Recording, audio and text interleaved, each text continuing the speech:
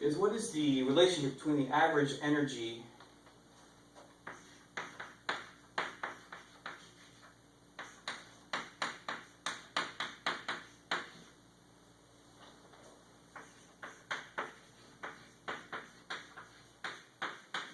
of a large collection of molecules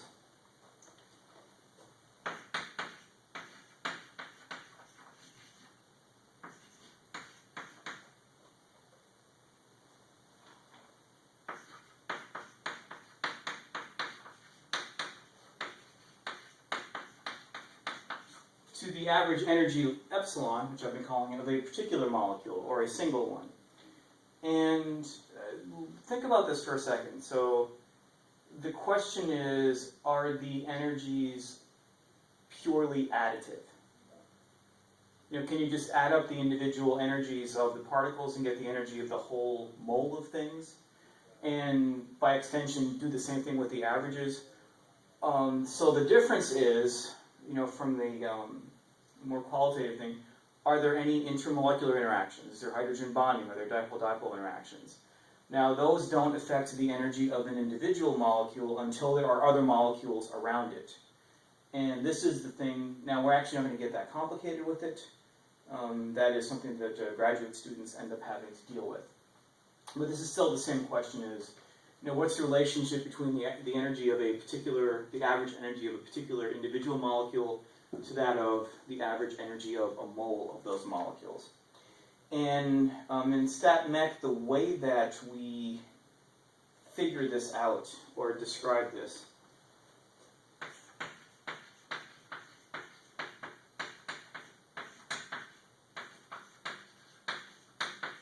is with something called a canonical ensemble.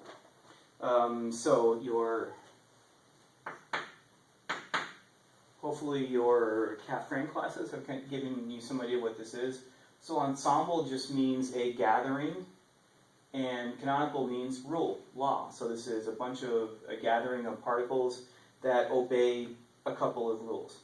And this is a way to, if you do it effectively, you can actually account for and treat interacting particles. So there are a couple of useful rules, and they go by different names. And it kind of depends on, they're classed on what is considered constant in these ensembles. So the first one, if you are consider constant amount, constant volume, and constant temperature, this is referred to as a canonical ensemble.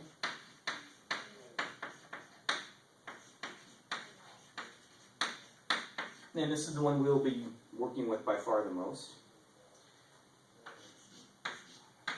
If you are invoking constant amount, constant volume, and constant energy, this is called a microcanonical ensemble.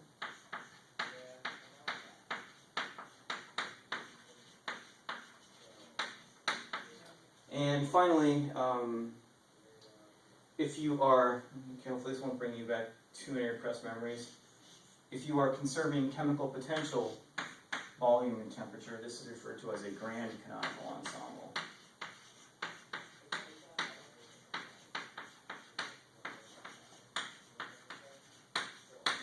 But for the most part, we're just dealing with the straight-up canonical ensemble.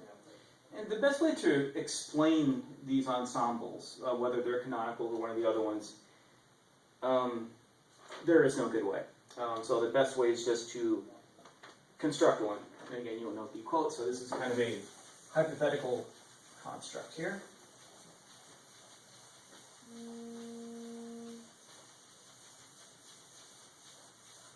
All right, and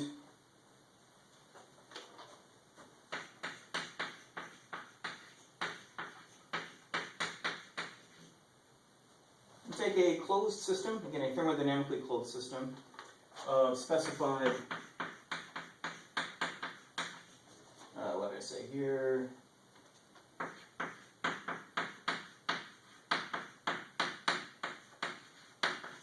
Specified volume, composition, pure helium, whatever, and temperature.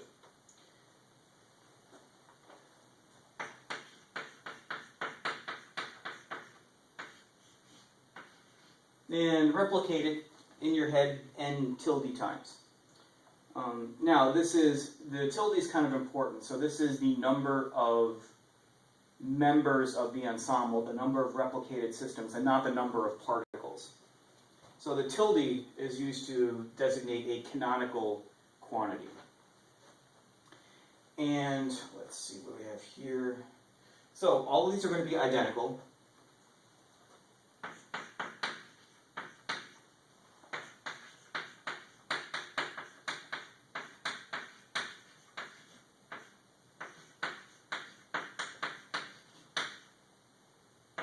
And they're going to be in thermal contact.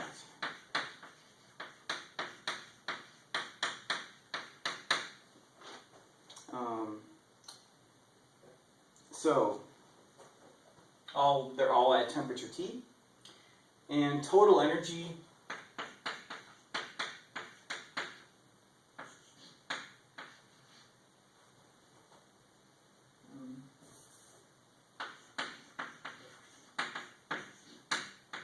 E tilde. All right. Now, each ensemble is not necessarily the same, as the populations of individual states might be different. So again, all that's going to be the same is the volume, composition, temperature. But the populations of any individual states, the actual states are the same, but their populations might be different. All right.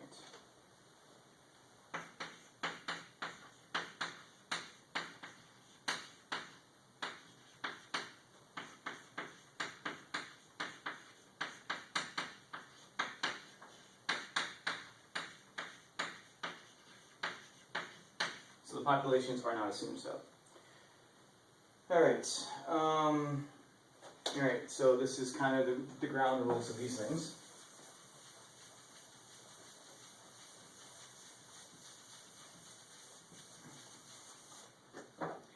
All right.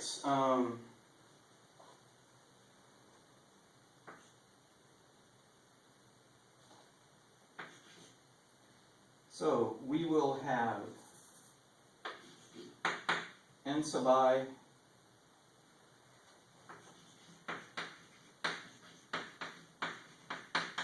members with energy E sub I.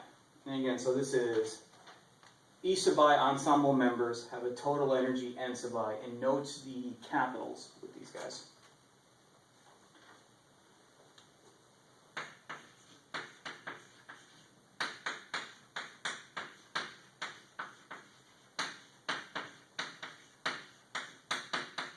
So the weight of a particular ensemble configuration, designated by W tilde, is equal to the number n tilde factorial divided by the number with energy NO factorial, number with energy Ni factorial, or N1, N2. So these are all tilde quantities. Don't forget the factorial signs. In a manner that we derived that first day in class. And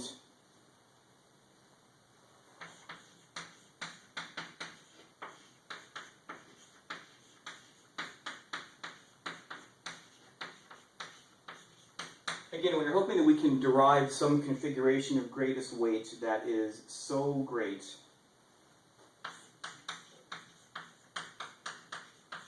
at constant n tilde and E tilde, that you can just deal with that one.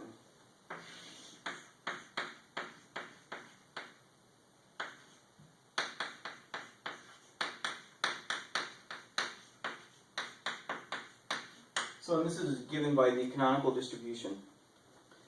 Let's see. Distribution where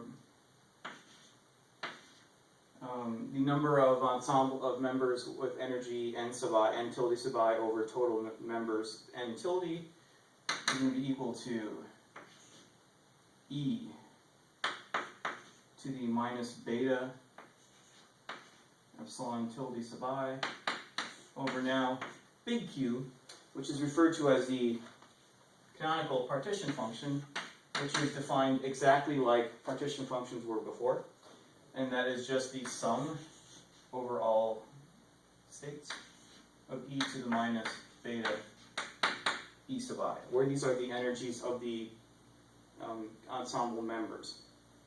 All right. So this is the canonical partition function. It's got the same meaning as before, and we will probably pick up from there on Friday. So make sure you watch these, go over them, and I'll see you all on Friday.